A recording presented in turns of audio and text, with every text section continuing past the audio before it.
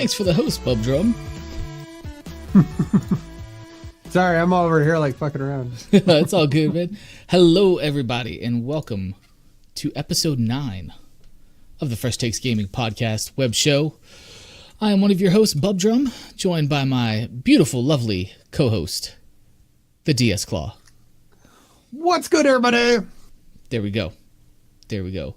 Hello, Angelette. How you doing this evening? Welcome to the show. Glad to have you. This whole Fresh Takes Gaming endeavor. So,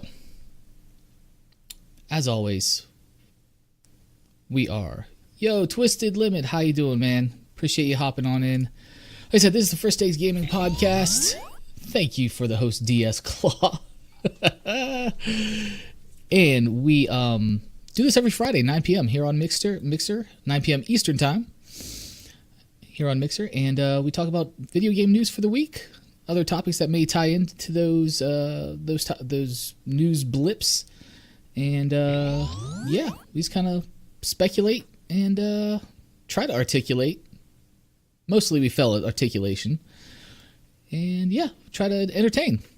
That's what we do. And if you can't make the stream, audio listeners, you can subscribe via any podcast services around the world. So this week, we're going to talk about the Game Awards nominees mainly. That's going to be a big segment of this week. Thank you for the follow, and thank you for the host, Twisted Limit.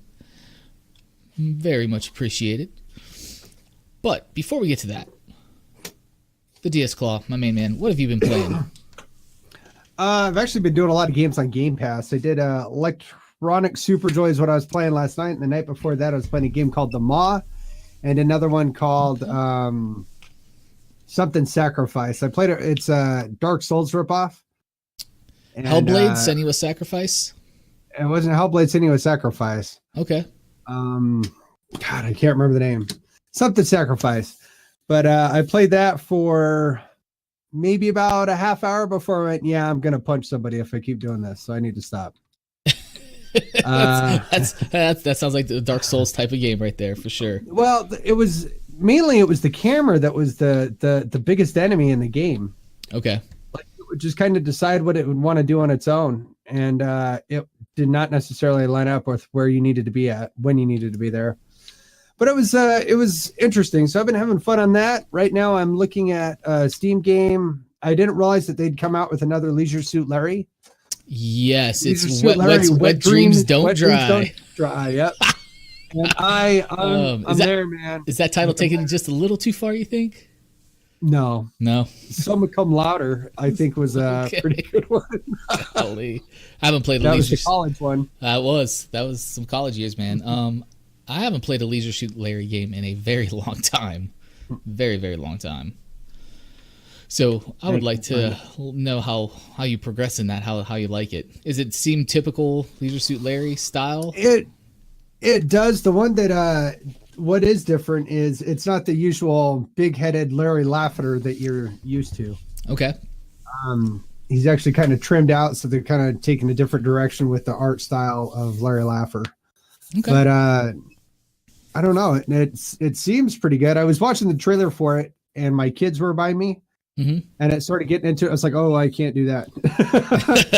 Yeah, good call. Excuse me. And for everybody in chat, I apologize if I have to clear my throat. It's because I'm still trying to get over this damn cold that I got afflicted with, like almost going on 2 weeks now. I just can't get over this, like dry cough, cleared my throat, just crud. So, apologize in advance for that. If you see me have to either move away from the mic or hear me clear my throat or cough, I apologize about that in advance. Anywho, me, been playing, you know what I've been playing. Assassin's Creed Odyssey, man. I did dabble. I did hop on that $1 for a month of Game Pass deal, so I got some Game Pass games I'm going to try to get on board with. It's pretty awesome. I'm going to try Quantum Break. Excuse me, I know it's an older title, but I've heard good things about it, so gonna give that a shot. And maybe some of the Devil May Cries that I didn't get a chance to tackle. So Sniper Elite 4 is on there also. There's actually a pretty good lineup, man. Okay. Yeah, there's some good games. Okay, awesome. Well, that can take us into our first kind of blip of things talking about Game Pass. So Exo 2018 was last weekend, last Saturday, and there was some Game Pass announcements, fittingly enough, since we're already talking about it. So yeah, coming to Game Pass. PUBG's going to be part of Game Pass. Hellblade: Senua's Sacrifice, Ori and the Blind Forest, Ori and the Will of the Wisps, Kingdom 2 Crowns, Aftercharge, Supermarket Shriek, Void Bastards, Pathologic 2, Secret Neighborhood. I couldn't look at the picture; was a little blurry for me. The Good Life, Thief of Thieves, Thomas Was Alone, MXGP 3, Agents of Mayhem, and Mutant Year Zero. Any of those grab you? Any of those make Mutant Year Zero is one that I've been watching a little bit. I want to play that. Okay. The trailer that they have for that's actually really entertaining. Okay. Very cool. It's worth checking out on YouTube. I'll have to do that. I have not checked that one out yet. I've read some articles that say it's kind of like a, what did they say, SOCOM kind of? That's what they're saying, and that's an interesting one.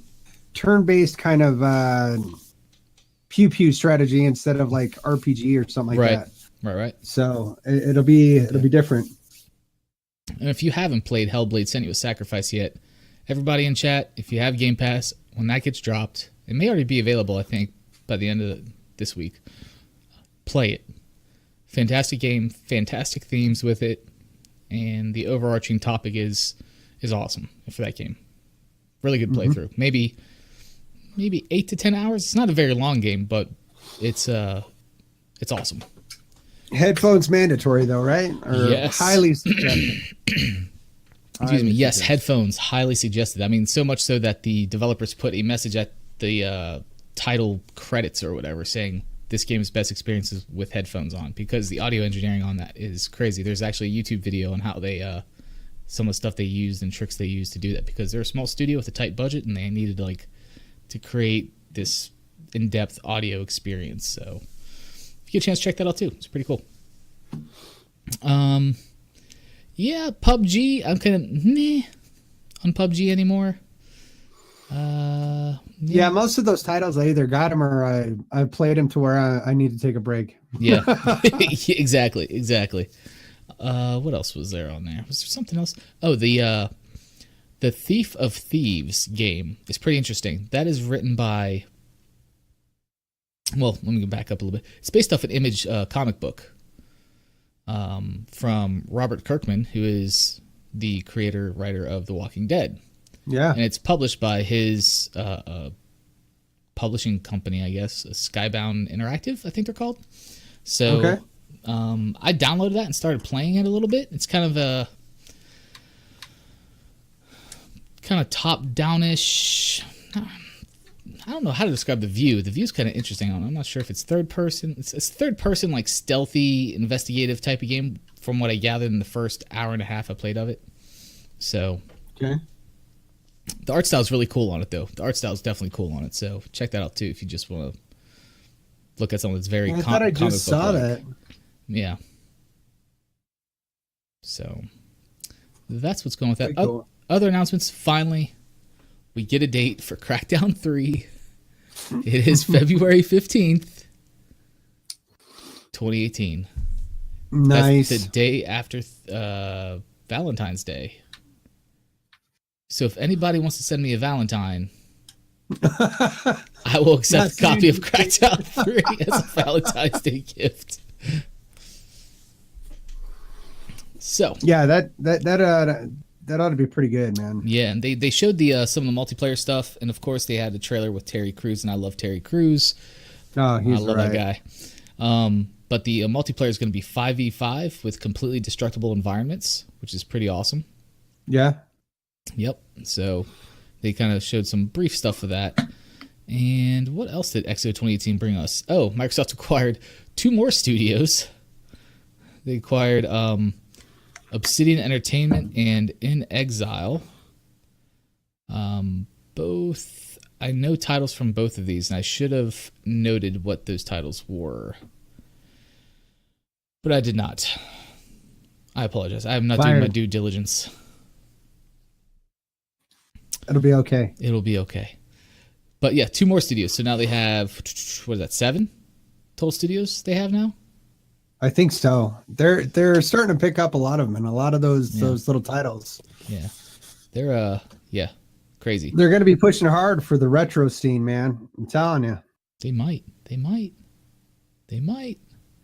So 2 more studios acquired by Microsoft. New PvP mode for those of you that play Sea of Thieves. It's going to be more of like a arena type mode, which is very cool. And official keyboard and mouse support will be coming to past tense, was released this week now for Fortnite and Warframe. So all very good stuff. All very good stuff. So yeah, Microsoft is buying up studios like THQ Nordic is buying up game properties. Yeah, they're buying up lots of ISPs right now. It's really interesting, man. So that's my segue. That was my segue into one of the next topics. I think 2019 is going to be an interesting year for seeing titles that are either projected or actually going to start seeing some releases. Yeah. Either way, I think however you cut it, once we hit about 2020, I think that's when we're going to start seeing a lot of production coming out of all those different facets. Yep. So that'll be good, man. I 100% agree with that. So talking about THQ Nordic, because if you haven't been following them, they buy everything. They've bought Time Splitters, Kingdoms of Amalur, Alone in the Dark. They keep buying up these old properties. And they recently bought 2 more. 2 more. Studios. Bugbear Entertainment, which is known for Ridge Racer and Wreckfest.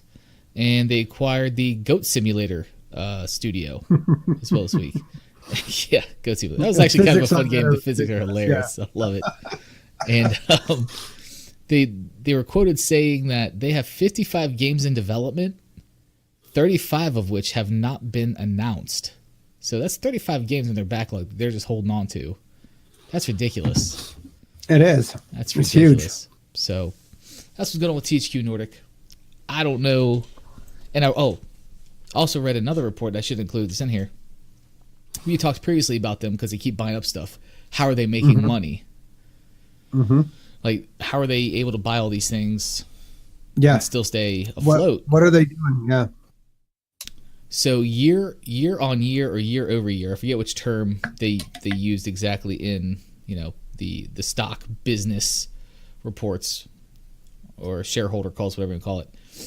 They're up over 1,000% year on year. They're doing something right, and I don't know how they're accomplishing it, but they're doing something right. Are they in the mobile market at all? I don't think so. I might have to look at that real quick. Yeah, I'm pretty sure that's what. Excuse me. Makes for good content. I cough and keel over on stream. I'll become a meme and live on the internet forever. But yeah, if you don't mind, verify that for me. It was something like that. It was like 1,000%, maybe in like 1,400%. That's insane. I'm gonna try not to burn the inside of my throat with this hot tea. Go all in, dude. Nah, dude. All in. Nah, man. Nah, bruh. Nah. Oh, that's hot. Oh, that's hot. Some Earl Grey with honey and lemon. Ooh, delicious.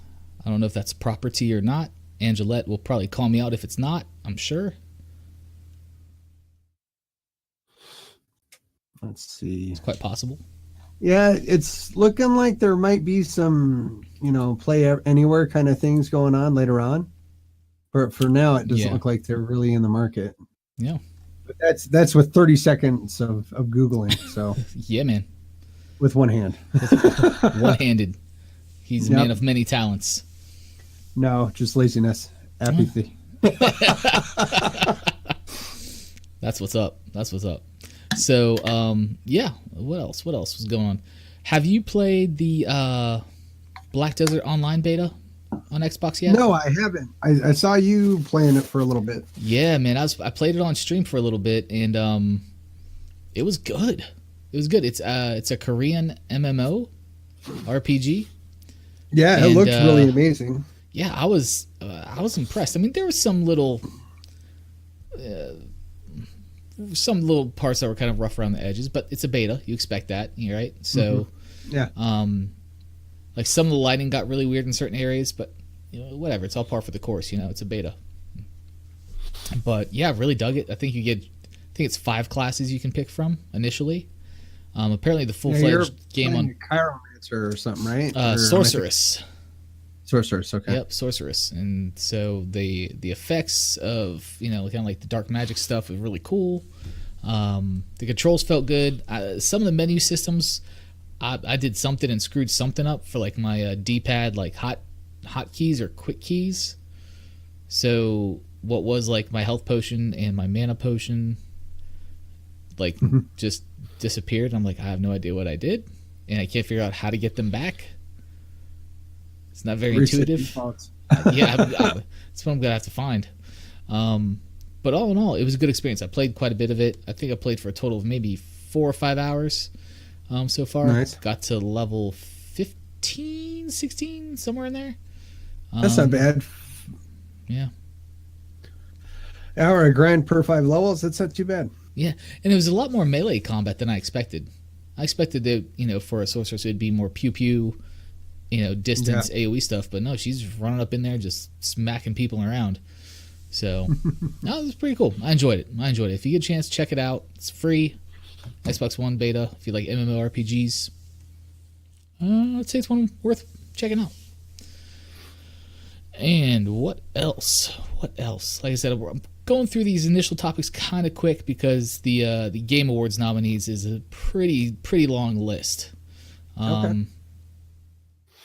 And we'll kind of talk on that. So that'll take a larger portion. But Overwatch apparently is going to release a huge patch. Angela says, "I will." You will check out Black Desert Online? Or you will I think it might be a reference to correcting you about your tea. Or about my tea. That's what I'm trying to think of. Which one? But, yes. So the Overwatch patch, the next one, will actually require a full reinstall of the game. Yes. So apparently it's huge. You'll have to basically uninstall and reinstall the full game. This was coming from an article I found on Polygon. And the Blizzard spokesperson for the Overwatch stuff on this patch basically said it's bringing fundamental changes to the game client. That was the quote. So what that means, I don't know, but it's requiring a complete uninstall and reinstall of the game. So if you have data caps on your home ISP, I'm sorry. I'm sorry. See if you can get some carryover. I don't know what to tell you, but that's rough. Insane. See, and things like that, we've talked about before, like the game streaming as a service and stuff like that. But even stuff like that, you think you're going to have developers in the future, or even currently, start being more cognizant of. I mean, if people are on excuse me, are on data caps on their home ISP services, which isn't uncommon at all anymore. A lot of ISPs are doing that. When they patch something it's gonna require a complete uninstall and reinstall the game. That's like probably at least 50 gigs. Yeah, that's what I was about to say. I think it's about 50. Yeah, so I'm like, God, you got to be a little more. I mean, I don't know what the alternate is. I can't. I'm just going to complain about it without offering a solution. It's basically what I'm doing right now. So you and Twitter, you got it. Yeah, I fit right in with the internet. But no, I just think that's something maybe down the road that, unless ISPs start removing data caps and everything's just unlimited like it should be, this will be it's not a non-issue. But yeah. Now, have they alluded to anything? Are they actually going to be doing? Are they doing some kind of campaign thing with it? That almost sounds campaigny. It kind of does. Fundamental changes to the game client. Like, I don't know. Could it be more maps? Could it be a different mode, like multiple different modes? I don't know. Yeah, it's gonna have to be significant to kind of warrant that kind of shit. So I'm not because sure. if it's actually some kind of campaign thing, I might actually give a shit about Overwatch. But yeah, exactly. As it is now, like I'm good. I'm good. Good. I own Overwatch, and I'll hop in on occasion and realize how horrible I am at it. Yeah. But yeah, if there's a campaign mode, that'd be pretty tight. Well, it's something that's like story developing, other than just like I watched the trailer of like their origin story on YouTube, and then I'm playing the person. But that's one of the fundamental things. That's like the fundamental problem I have with Overwatch, is they have like the origin stories talking about like where everybody's from and like kind of all the lore and like breaks it all down, and then two people like Soldier 76, and then I totally forgot his name. Reaper can be on the same team. Mm-hmm. No. They fucking hate each other. Like they want to kill each other, man. Like that match should start, and if it stuck to the lore, they turn and shoot each other in the face. Well, you know what other game did that? Where you had to go find all the lore online. Destiny. Oh, Destiny. Another Destiny gem. 1. Destiny 1. Yeah, go read about what's going on online. Like, okay, that's cool. The in-game lore is non-existent. But sweet. That aside, yeah. To Overwatch's benefit, they don't have a PvE campaign mode. It's purely PvP. So yes, they weren't trying to world build in game with a campaign mode. So yeah, I'll be watching that. Yes. So I was gonna talk about Destiny 3 news. I know I had it on my my notes here. Gonna skip over that because we've talked about too much Destiny, and there's not enough concrete information there for me to really comment on. Okay. So, skipping. That was just out of a Reddit, though, right? Yeah. I mean, the guy's sourced stuff before and has been right about his predictions or his information has turned out to be true, but yeah, we need at least a couple screenshots. Exactly. Pics or it didn't happen. All right, so moving on here. I don't know, man. I don't know where I want to go. Do you want to go to the Game Awards zombies, or do you want to go into the other thing that's like the bomb drop? Do it. The delicious bomb drop. Okay, here we go. Dude, wherever you want to go. Yeah, because the Game Awards, you know what? There's a website for that. Y'all can go read it if we don't get to it, because we could be talking on this other one for a while, and we try to keep this to an hour show, so we're already 25 minutes in. All right, so we're going to skip over the Game Awards, even though the stream is titled the Game Awards. We made it talk about the Game Awards. Hold on, let me change the stream title. Game Awards nominees. Maybe? Let's update that. Question mark. Okay. All right, guys. Everybody in chat. I don't know if you're ready for this. This is some huge news. I'm still processing it. So my mind, when I hear things like this, I get my tinfoil hat on and start just bing bing, just throwing out ideas everywhere. To being like, where's this going? And try the decision tree to the most logical path. But Sony, the team behind the PlayStation 4, the team that has brought you titles like the new God of War, has exclusives like the Spider-Man game, Forza, Horizon Zero Dawn, is not going to be attending E3 in 2019. What the hell is up with that? Like, they have one of the biggest keynote presences at E3. It's like Nintendo. Well, Nintendo's always kind of doing their own thing, but it's like Sony, Microsoft, Devolver, EA. That's Ubisoft. Like, those are the big ones. Bethesda. There's those five or six that are just that's what it is. And you take one of those big ones out, an official announcement. What is that?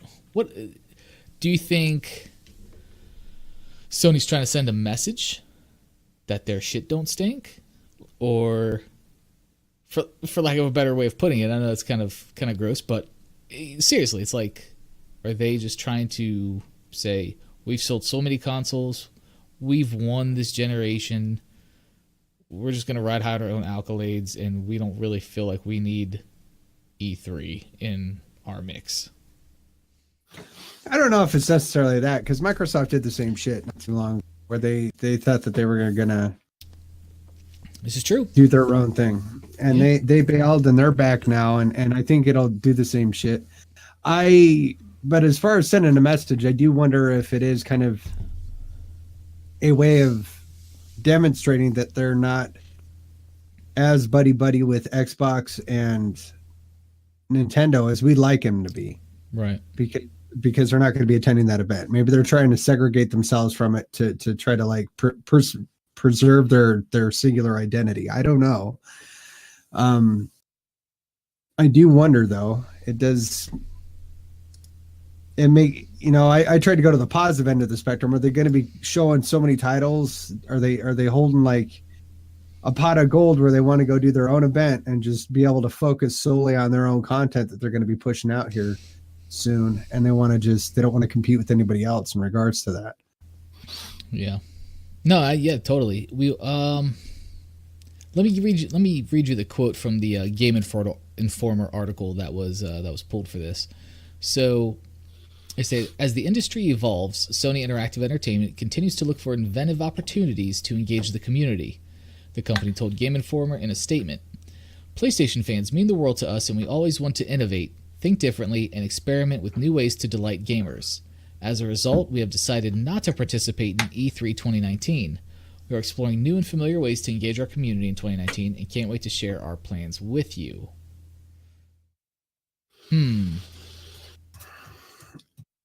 So I don't know. Maybe their recourse, maybe instead of focusing so hard on E3, because that's even though that's open to the public, that's still for that's mainly driven at people in the industry. That's not so much about the end level. Right, but I know they reopened it to the public not too long ago. It's becoming more consumer based now too, though. Yeah. But maybe they're going to take whatever funding that they put into that to put on those spectacular shows. Maybe they're going to take that and redistribute that across the PAX north, south, east, and west, and go hot and heavy on west and south. It could be a possibility, because they'd get more. I would think that as far as advertising an end level user, I think that they would get more out of that, and also TwitchCon. I know that's sacrilege, but I think that they would get more of a bang out of those than attending E3, just from a financial standpoint. Okay, yeah, I mean, I could see that. To me, this throws, again, different trains of thought here. This is doing one of, can't say one of two things, could be multiple things. I think it's throwing shade at Xbox, saying, we don't need E3. You guys can have it. Like, you know what I'm saying? Like, maybe. Again, not trying to look into it. But that also brings in, for the people that attend and the people that view these events, what's filling that slot now? So now it's just Xbox, EA, da-da-da. So now there's a big spotlight put on Xbox to really show up show up. And if it's anything less than freaking spectacular, they're gonna be like, oh, E3 sucked this year because Sony wasn't there. Like, I can see the headlines now. Oh, E3 sucked this year, because even though Microsoft may have had great stuff to announce, if it wasn't like, maybe that's it, because when is the new console supposed to be rolling out? 2020, right? I believe so. So maybe, I don't know, that would be like tinfoil hat, of course, but maybe that would be a good move as far as marketing would, because that would be a slew of bad publicity right before. Yeah. And that wouldn't require anything on their part other than just bowing out. Right. and then they could come in and play Captain Sabaho in 2020 with the new console, and it would make them the redeemer in that sense of bringing something else to E3. Yeah. And then Xbox would have to even double their efforts for the following year. Exactly. Yeah, I don't know. It's just it's weird. It's weird. So is this going to be like? Is this going to be a trend that we see now with, down the road? Is Microsoft going to end up pulling out and just doing their own thing, and then E3's just become a thing of the past? This huge expo, like every year, people look forward to, developers. Is it just going to be a thing of the past? But again, who's still going to take up that day and time slot? Is because Microsoft has theirs on Friday or Sunday, and Sony has theirs on Saturday usually, right? Sony has that big chunk of time to do their stuff. But is Microsoft going to be like, oh, we're going to take their spot and do something huge and grandeur? Or they just keep their own thing, and someone else going to take? So someone's going to have to fill that spot, right? Is that going to be a developer? Well, Bethesda and EA and Ubisoft are usually already always there and have their own thing going. They have their own stuff offsite, yeah. And Devolver has their own thing. Devolver Digital, they're like big PC gaming folks. Developer, they have their own thing going on there. What could possibly fill that time slot? What could 35 unannounced games? How long would that take to fill up in time? That would be impressive. I don't know, man. That's a little funny, I think, but I don't know. The void's I don't know. there. I think that's pretty good, and maybe we could see. Maybe we'll actually see something come out from the initiative. Man, I would have to put something out, dude. I would like to. I don't think we're going to, but I would like to. Yeah. Yeah. I think it's still too soon because games take years to develop, and this would be what, 2 years?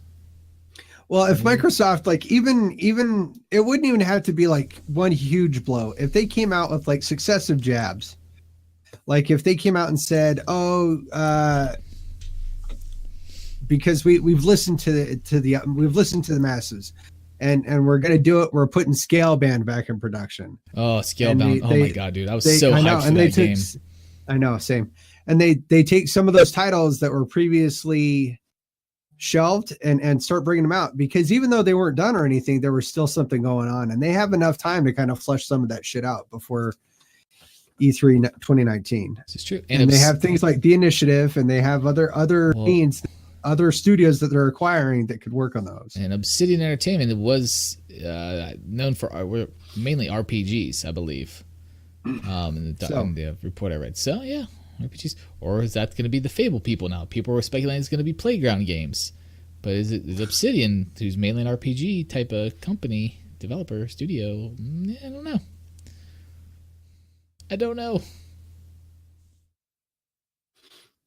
Yeah, I don't know, man. It will be good though.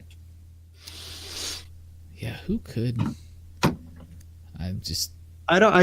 Because all the other big titles that actually have the money to push behind it, like EA, Ubisoft, they already got their own thing going. Like, I don't see anything that would really push in there. Yeah, and that's what I'm saying. Like, who's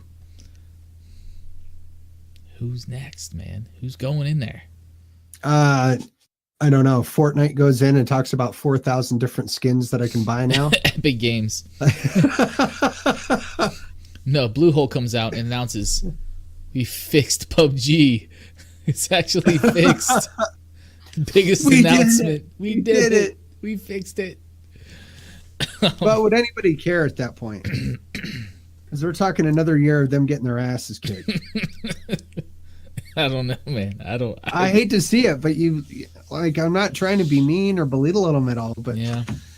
Fortnite, whoever the marketing team is that's behind that, is just, they're genius level. Like, those guys should attend Mensa.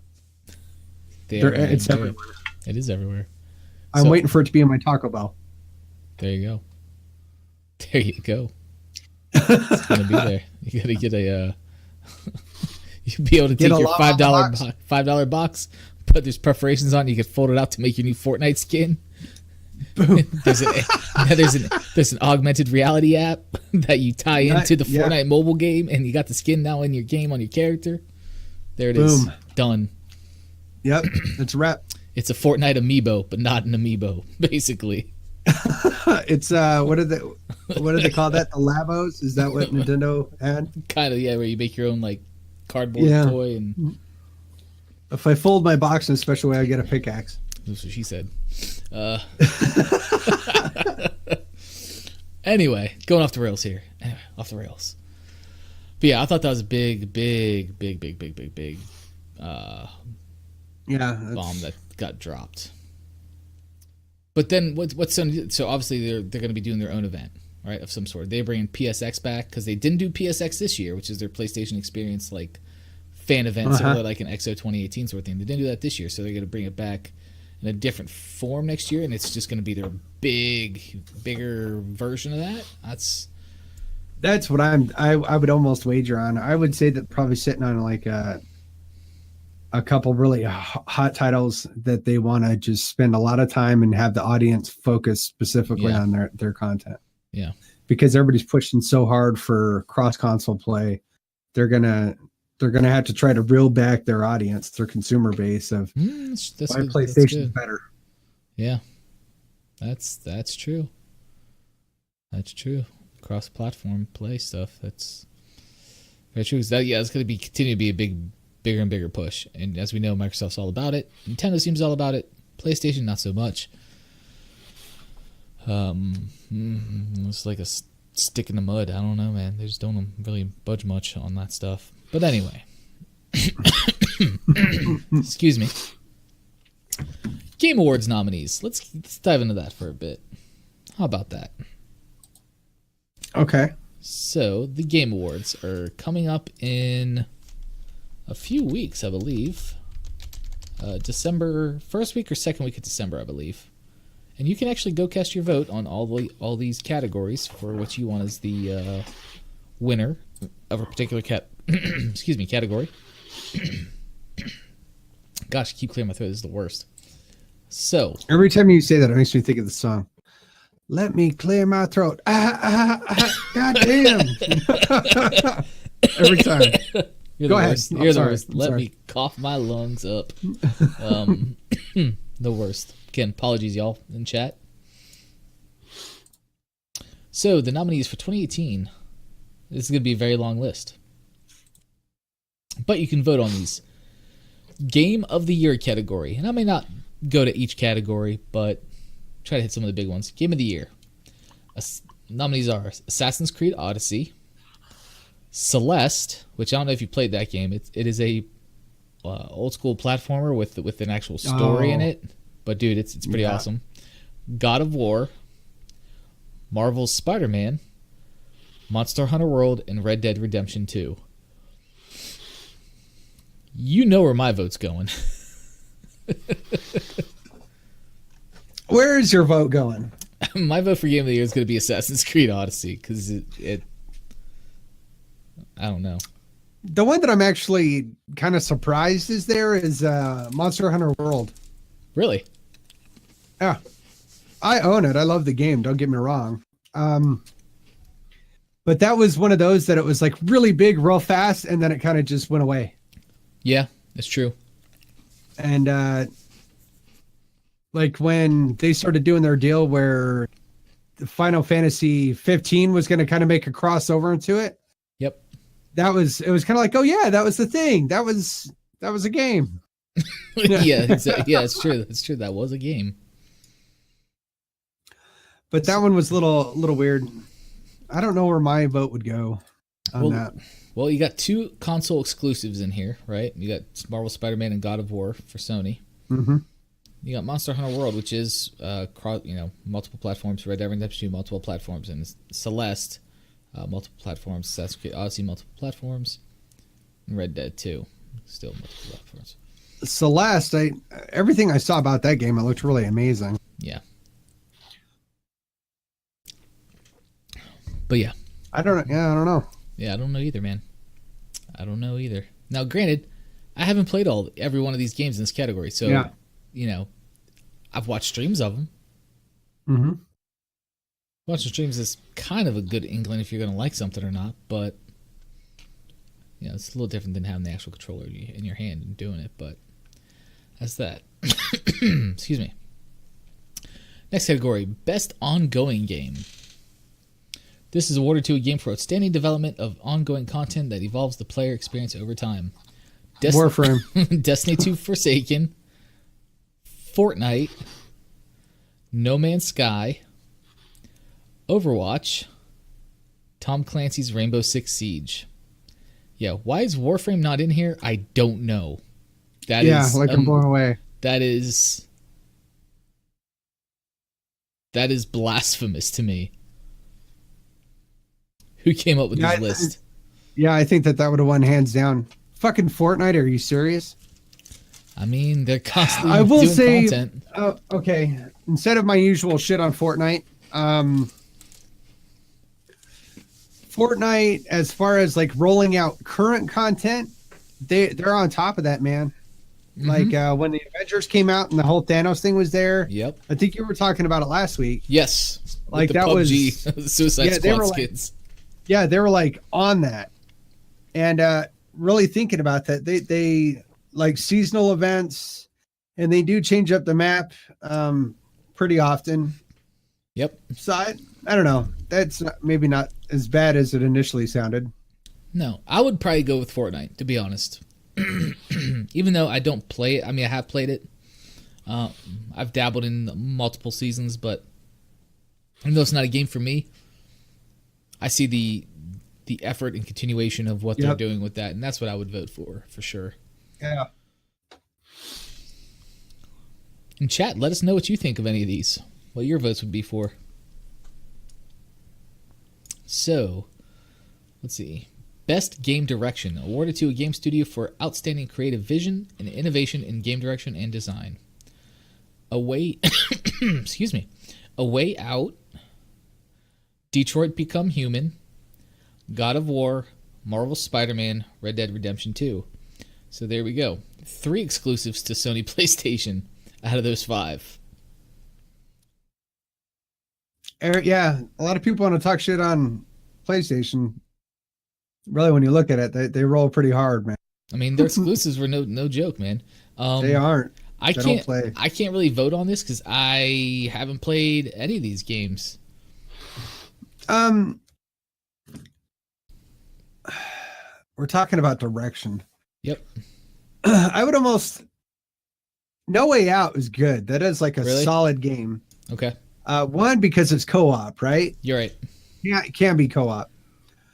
And the way that they kind of go about that is pretty, it's slick. Like when you're waiting for your partner to do their portion of it, it's not really any kind of lag time. You both have a very vested interest in both of you succeeding. And it's not just above like, I'm going to die or something like that. Like you really want them to succeed. Right. So I don't know. I think that's a good game. I didn't play God of War 4, and I keep trying to lie to myself that I'm picking up a PS4, so I haven't watched any of the story. Hey, man. I'm so tempted. So that Black Friday PS4 bundle at Target, $200 with Spider-Man. I know, dude. I'm trying to get a damn Switch, bro. I feel you. Just wait till the next one. But when it's $100 less than the Switch, fuck. Yeah, exactly. God and think of all those exclusives. Yeah. Oh, those are good games too. Fuck. Mm-hmm. Okay, I know. Like I don't even know why I'm fronting. I know what I'm doing. Don't be fronting, man. I know. Don't be fronting. PS4 here. Yep. On Mixer. Hey, why not? I've seen people do PS4, dude. Switch, PC, whatever, man. As one of the best streams I ever watched was a couple that played Switch. They were playing Breath of the Wild. Oh, I'm sure it was good. It was an amazing stream. I loved watching it. So, all right, man. We got to go get those PS4s, man. That's what we got to do. All there is to it. Next category is Best Narrative. for outstanding storytelling and narrative development in a game. Detroit Become Human, God of War, Life is Strange 2, Episode 1, Marvel's Spider-Man, and Red Dead Redemption 2.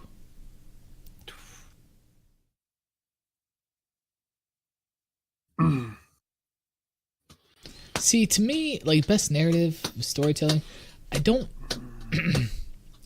From what I haven't played it, but from what I know of Marvel's Spider-Man, like, I don't think that really should be, I don't know. Like, I feel like you kind of know what you're getting story-wise with the Spider-Man game. Yeah, I could kind of see that. I mean, again, I haven't played any of these, so I can't really vote. Best narrative, though, is that outstanding storytelling and narrative development in a game. Because, like, I really love Subnautica, right? The entire story there, you have to go discover the story. It's not pushed in your face at all. Okay. You have to actively search and engage in it in order to find it. Gotcha. And a lot of that is environmental storytelling as well. It's not like strictly word or anything like that. Okay. So I don't know. I'm kind of torn because I don't. All the games that I can think of that are really good narrative it's more environmental. It's not so much cutscenes or right or like scripted documents. Yeah. Right. Or so interacting with an NPC that has a script. Yep. That's ready. And yep. Yeah. No, I don't know. I think they're missing some games in some of these categories, man. I don't know. I got a dog in that fight. Yeah. Best art direction for outstanding creative and or technical achievement in artistic design and animation. Assassin's Creed Odyssey. Imagine that. God of War. Octopath Traveler. Red Dead Redemption 2. And Return of the Obra Dinn. And I've heard a lot about that Return of the Obra Dinn game, but I have not looked into it yet. I haven't either. I have played some Octopath Traveler on a buddy's Switch. So I've played Octopath Traveler and I've played Assassin's Creed Odyssey. Octopath Traveler, I think, does something really unique with their design, and I'm leaning more towards that for best art direction. Who made that? Square Enix. You know? Okay, that's probably why I really like it, and I've never played it. Final Fantasy, man, they get you. It's the art direction is really cool. How they did like this 2.5D sort of thing going on. It's really cool. It's really cool. So that would I'd probably say Octopath. Yeah. Yeah. Okay, best score music. Best score music for outstanding music, inclusive of score, original song, and or licensed soundtrack. Celeste, God of War, Marvel's Spider-Man, Ni no Kuni 2, Revenant Kingdom, Octopath Traveler, and Red Dead Redemption 2.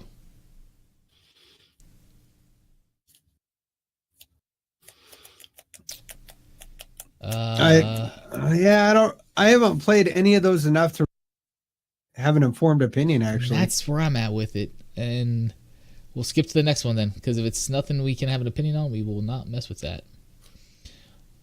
Best audio design. Recognizing the best in-game audio and sound design. Call of Duty Black Ops 4, Forza Horizon 4, God of War, Marvel Spider-Man, Red Dead Redemption 2. I like me some Forza, man. Yeah. Yep. It's kind of cool that the Foley artist finally gets a category. Go you. Yeah. Go you guys. That's right. Heck yeah. Best performance awarded to an individual for voiceover acting, motion, and or performance capture. Brian Deckert as Connor in Detroit Become Human. Christopher Judge as Kratos in God of War. Melissanthi Mahut as Cassandra in Assassin's Creed Odyssey. Roger Clark as Arthur Morgan in Red Dead Redemption 2. Yuri Lowenthal as Peter Parker in Marvel Spider-Man. Well, I'm completely biased, being that I'm playing as Cassandra in Assassin's Creed Odyssey, that's going to get my vote. I've actually heard so many people say that or recommend that you play the female on. Oh, yeah, man. So I think and it speaks to speaking to the quality of the voice acting. So I think that she's probably going to win. Yeah, I hope so. Let's see. Here we go. Games for Impact category. For a thought-provoking game with a profound pro-social meaning or message. 1111, Memories Retold. Celeste. Florence. Life is Strange 2, Episode 1. The Missing J.J. Macfield and the Island of Memories.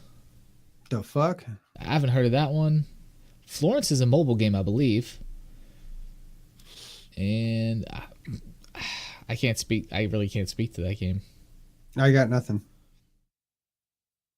Now, best independent game: Celeste, Dead Cells, Into the Breach, Return of the Obra Dinn, and The Messenger.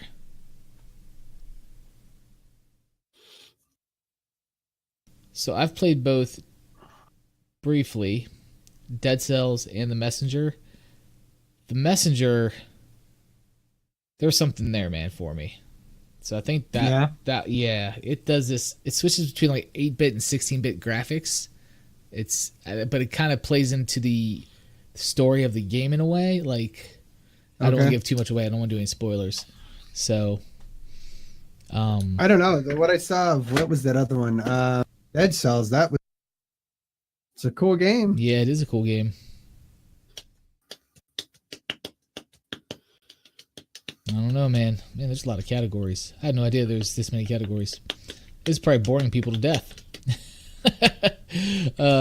We'll skip over first-person shooter. We'll skip over best mobile game, VR AR game. I don't have any VR AR stuff to play those with. Best action game. There we go. Go to best action game. Call of Duty Black Ops 4, Dead Cells, Destiny 2 Forsaken, Far Cry 5, Mega Man 11. I'm probably gonna go. Really? Yeah. Oh, action. Okay. Action. I'm gonna probably go Black Ops 4, because I have played some of that. So, and I have played Destiny 2, the Forsaken. I know, but I mean, it's Destiny 2. Maybe that's just my saltiness coming out. I don't know.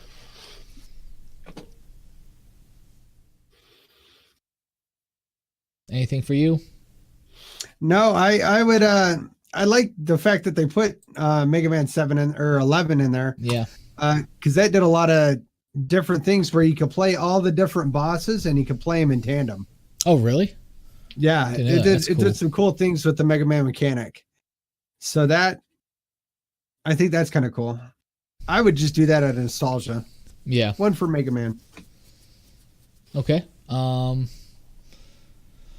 Best action adventure game: Assassin's Creed Odyssey, God of War, Marvel Spider-Man, Red Dead Redemption 2, Shadow of the Tomb Raider.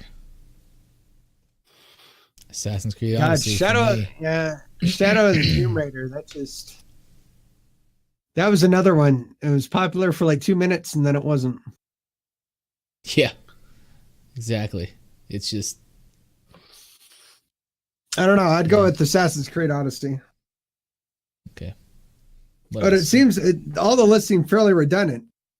It does, man. Like, I'm gonna skip over the best fighting game category because I haven't really played any fighting games out of this last year. So, what else? Best family game. Do you want to know what the listings are for that? Because I haven't really played any family games because I don't own a Nintendo Switch. More or less. Yep. It's all Nintendo. It's basically almost all Nintendo stuff. Well, what they do well. Oh, no doubt about that.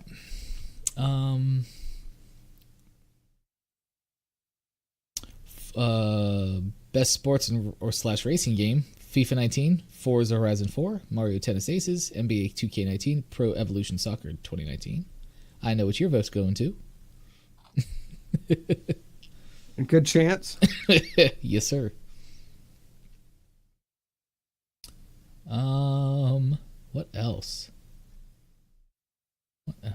There's some other ones here, but I don't think. Best esports games? No. Not gonna mess with that. No, actually, would you mind going over that one? Because I want to see Yeah. if that's not very much lately. Okay, best esports games. For the game that has delivered the best overall esports experience to players, inclusive of tournaments, community support, and content updates, irrespective of genre or platform. Yo, what's up, Deathpaw? Thanks for coming and hanging out with us. So, esports games. First one is CSGO, Dota 2, Fortnite, League of Legends, and Overwatch. Okay. So LoL and Overwatch are still in the mix, and CS:GO. That's CSGO's been impressive. going forever. Yeah. Yeah, it's been a long damn time. I'm just. Did you say Gears of War 4? Did that come in there or no? No, Dota 2, Fortnite. Okay.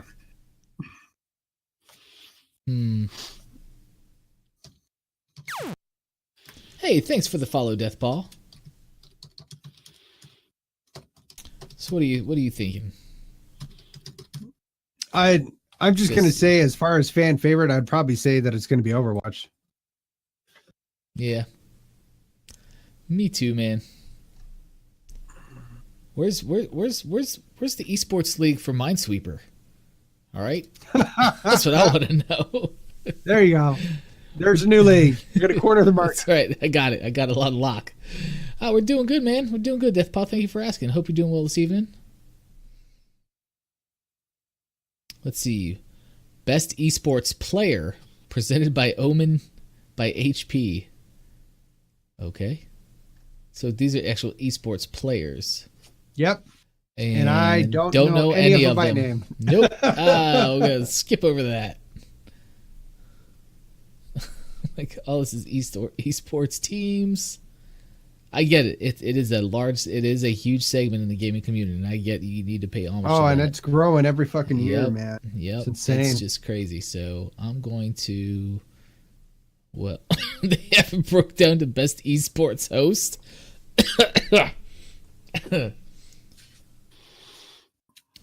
Yeah, Excuse I dabble. me. Deathpaw, I dabble. Deathpaw 505. You do you like Minecraft? I haven't played Minecraft.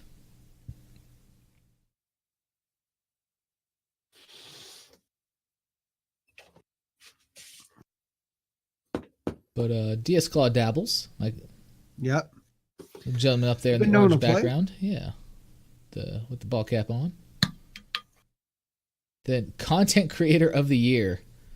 I'm sure you'd be interested in this. Yes, I would. Dr. Lupo, Myth, Ninja, Pokimane, Willy Rex. I think it's still going to be Ninja because he grew. This was his year. Yeah, he played with Drake, man. I mean, come on. Yeah, he's clearing $500,000. Yeah, 2018. Okay, this year. He's clearing $500,000 a month, dude. Yeah, he wins. he wins. He wins. And he's sponsored by Red Bull. I mean, come on. Dick. Yeah. Salty. But yeah, that's the some of the Game Awards stuff. You can go to thegameawards.com and you can look at all the full nominees list and cast your votes. And we'll see on December. Oh Lord, when is it? December. I read it earlier. I'm interested to see who wins some of those categories. That's for sure. Oh yeah, without a doubt. Without a doubt. No, I've never played Skyrim Deathpaw. And I don't December really plan 6th. to. It's December 6th, live December 6th. The Game Awards. Skyrim, no, I'm waiting for Bethesda to release it on a Tiger digital handheld. From back in the day that you can buy at a Hills department store. But I'm actually interested that none of that came up in that Skyrim didn't come up in any of those categories, because they did what? They did the voice rollout this year. Right. On Alexa. They did, was VR this year or last year for Skyrim? I want to say it was last year. I want to say it was last year too. Yeah. Yeah. But it's one of those games that it just keeps coming back. They morph it, they change it. Yep. And make it more accessible to more people. So I'm actually surprised that we didn't see something about them. I'll have to scroll through those and do some deep dives on those lists. Oh yeah, without a doubt. It's interesting. Now, one thing I was excited for, I saw it on on the AR VR game list, but I don't have AR VR. But very interested in, if I do ever get a VR set, is Tetris Effect that just got released. Really? This past week. It's the new Tetris game, but it's like it's been kind of redone where it's like a music visual kind of experience too, and they've done it in VR, and I've heard it's just like amazing in VR. So the one that that's part of the reason I want to get PlayStation 4 so bad. VR. Like, to be honest, is because they have the VR for about $400. Yeah. Yep. Need to get on and that. Then you won't see me again. Yep. I'll just get God of War and just be absorbed into it, man. I know yep. I would. I know it. It'd be so good, though. Oh, it would. It would. So worth it. Yes. So worth it. Well, that is it for tonight, everybody. We've been going for about a good hour here. Talking about a bunch of stuff. Exo 2018 recap. E3 announcements. And, the Game Awards stuff. So, nice. Yeah, don't forget to check us out. Hit the follow button if you haven't already, so you get notifications. We go live every Friday night, 9 p.m. Eastern Time, right here on Mixer, mixer.com/FreshtakesGaming. You can also follow us on Twitter, @FreshTakesPod. If you ever have a question, you can also email us a question for it to be read on the air during the show's live stream, FreshtakesGaming@gmail.com. If you want to support the show, we do not accept donations. This is free entertainment for you, and for your face, for your ears. But if you'd like to get some swag for yourself with the Fresh Takes Gaming logo, head on over to our merch room. It's merchroom.com/FreshtakesGaming. Buy yourself something nice, and in return, we get a little bit back to help support the podcast and web show here. If you missed any of these segments during the live stream, you can catch us on audio podcast platforms everywhere. Just search Fresh Takes Gaming. Give us a subscribe. Leave us a lovely review if you can. That would be fantastic. We got one earlier this week. So big shout out to Nightmare, who left us a very nice review for the podcast. So it was pretty nice of him to do that. So that was. Anyway, I am Bubdrum. You can find me on Twitter @Bubdrum. On Mixer, Bubdrum. This is repetitive. I'm Bubdrum everywhere. BUBDRUM. If you type that in, you're probably going to find me on a platform somewhere. All right. Well, let me rephrase it. You're not going to find me on Pornhub, okay? I'm just going to put that out there. You're not going to find me on that platform. But anyway, y'all. And this is my lovely co-host. We do this every Friday. He's a great guy. Tell him where they can find you, Claw. I am the DS Claw @me on Twitter. And also here on Mixer @the DS Claw. And Snapchat, Instagram, either the DS Claw or DS Claw, whatever kind of blows your skirt up. I also represent Team Pheno here on Mixer, and we do our podcast every Tuesday night as well. So check it out. Fantastic. Again, it's been Fresh Takes Gaming. We are out of here. Appreciate y'all hanging out.